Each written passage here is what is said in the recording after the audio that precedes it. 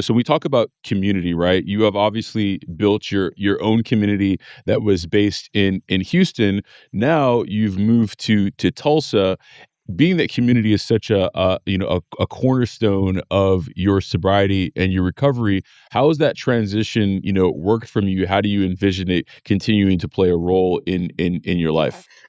Creating Sober Girls was like one of the best things that I could have ever done because, it helped me realize that there are so many women who are also looking for this type of community, women who might be sober or sober curious. They just want to see what that life is like going out and having a good time and it not being about alcohol, being about connection and forming bonds with the people that you're actually with. So coming to Tulsa, I plan to bring that with me.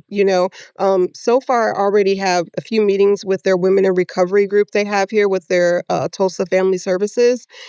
Every state, every community does sobriety a different way, right? So it's all about learning for me. It's about seeing and being a part of their community and seeing how they have events or what things they do and bringing that to Tulsa because Sober Girl Houston is really just the foundation.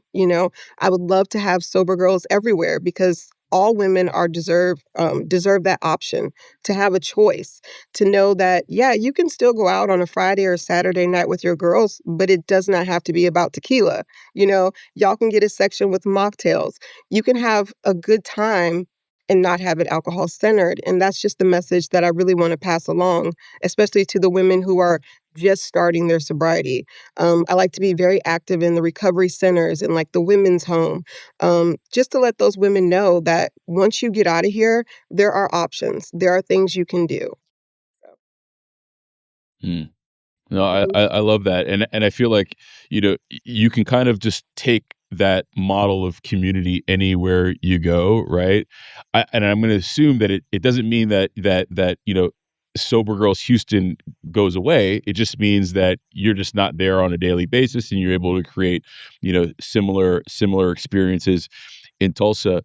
As a woman Mm. of color, um, how did ho and you obviously you commune with all types of women, right? But as a woman of color, are there kind of unique challenges that you've found, in just your dialogue and you connecting with other women of color that you think is unique to your story, and their stories and maybe a little dissimilar to other women that you've spent time Yeah, with? we were actually me and a friend were just talking about this earlier this week about women of color, talking about their sobriety. Like, I've found you through the Instagram community of sobriety, and like I always say, like we're always the same group of people in the comments, cheering each other on, rooting for each other. And I think that there are a limited amount of women that are out there that are of color that are talking about their sobriety and being very proud of it and, telling their story because I think there's still a lot of shame in the Yep, Black community. We're supposed to, especially as a Black woman, we're supposed to be so strong, so invincible that showing vulnerability can be seen as a weakness when, we know it's really a strength. And so I think that as time changes, which I hope that, with things like Sober Girls and like your platform, letting the younger generation see it, I feel like that's almost prevention at its core, because if I would have saw yep. someone who looked like me, who was talking about going out and not drinking and telling me the different options, maybe things would have been a little different. I wouldn't have thought of only going and getting blackout drunk every single time I go, because that's what the media or TV or movies kind of show you. So I hope that there will be a difference, later on in years to come.